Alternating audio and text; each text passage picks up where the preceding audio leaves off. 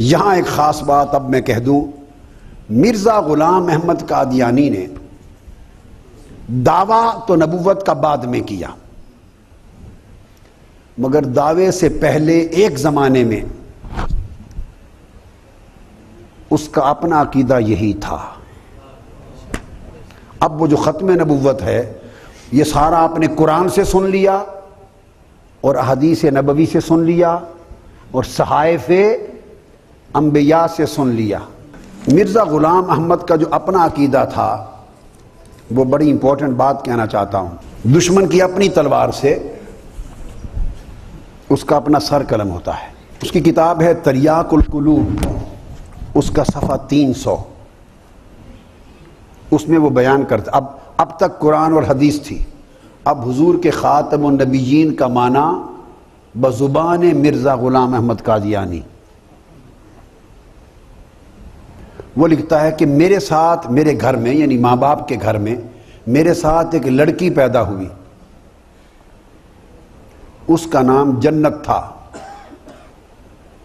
اشارہ وہ دے رہا ہے کہ ہم جڑواں پیدا ہوئے، میں اور میری بہن، جنت اس کا نام تھا، مگر وہ پہلے پیدا ہوئی، ماں کے پیٹ سے وہ لڑکی پہلے نکلی اور میں اس کے بعد نکلا۔ اس کے بعد میرے والدین کے گھر میں کوئی لڑکا لڑکی نہیں ہوا، کوئی اولاد نہیں ہوئی، میں آخر میں ہوا۔ کہتا اس لیے میں اپنے والدین کے ہاں خاتم الاولاد بن گیا۔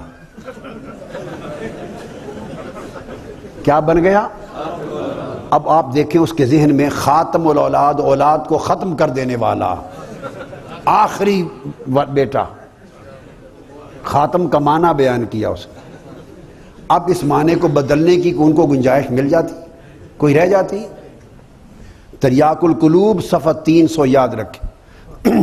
اس کے بعد اگلا حوالہ نمبر 2، مرزا غلام احمد کی کتاب آسمانی فیصلہ صفحہ 2، اس میں بیان کرتا ہے، اس کی اپنی تحریر ہے، اس کی اپنی کتاب ہے کہ خدا تعالی جانتا ہے۔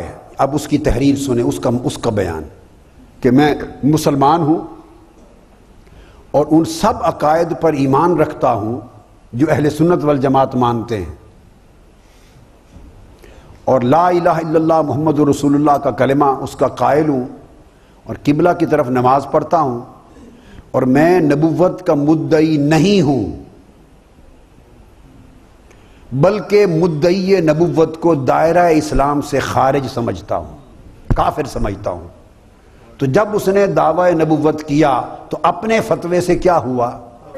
کافر۔ تیسرا حوالہ اس کی اپنی کتاب تبلیغ رسالت، یہ چند ریفرنسز بڑے غور سے سن لیں، یاد جتنے بھی رہ جائیں مگر کنسپٹ آپ کو پہنچ جائے۔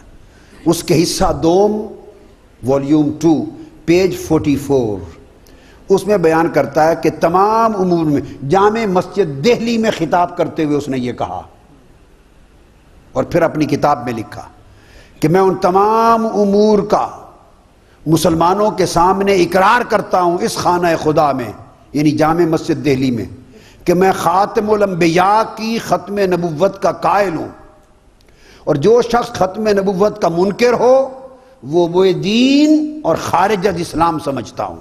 تیسری کتاب اس کی وہی تبلیغ رسالت والیوم 2 پیج 20، اس میں کرتا ہے کہ ختم المرسلین صلی اللہ علیہ وسلم کے بعد کسی بھی مدعی رسالت کو میں کافر اور کاذب سمجھتا ہوں، اور میرا یقین ہے کہ وہی یہ رسالت حضرت آدم سے شروع ہوئی اور حضرت محمد مصطفیٰ پر ختم ہو گئی۔ پھر اگلی کتاب حمامت البشرا صفحہ 282، اس میں لکھتا ہے کہ میرے لیے یہ ہرگز جائز نہیں کہ میں نبوت کا دعویٰ کروں اور اسلام سے نکل جاؤں اور کافروں سے مل جاؤں۔ اور پھر وہ بیان کرتا ہے اگلی کتاب، اس کا نام ہے آسمانی نشانی صفحہ 28 پیج 28، وہ لکھتا ہے کہ مجھے ہرگز دعوی نبوت نہیں، میں امت سے خارج نہیں ہونا چاہتا، اور نہ میں حضور کے معجزات کا، ملائکہ کا، نہ لیلۃ القدر کا کسی شے کا انکاری نہیں، حضور کے خاتم النبیین ہونے کا قائل ہوں، یقین کامل رکھتا ہوں، حضور کو خاتم الانبیاء مانتا ہوں، اور حضور کی امت کے لیے بعد میں کوئی نبی یہ نہیں آئے گا، نہ نیا آئے گا نہ پرانا آئے گا، اور قرآن کا کوئی شوشہ